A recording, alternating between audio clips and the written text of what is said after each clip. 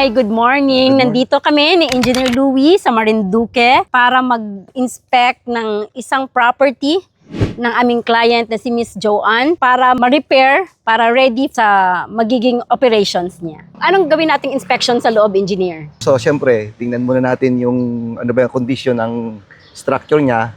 So, based do sa assessment natin, so yun yung mga i-repair natin, ano yung mga papalitan. And at the same time, kung makikita ninyo, yung naging problem kasi ni ma'am dito is parang kulang sa concept, kulang sa, let's say, ang mga landscape is medyo hindi nagkakatugma-tugma, at saka pati yung sa interior sa loob, makikita nyo later kung ano yung mga pwede nating gawin to improve the property para ma-hit ang target market ni client. Also, Engineer, usually pag yung mga ganitong, ano ba yung mga pinakauna nating dapat i-inspect in terms of structural, in terms of mga finishes? So, syempre, una natin titingnan yung structural talaga muna natin. So, talagang main concern ko talaga is structural. So, yun, then, as a architect, syempre, yung more in a design ka.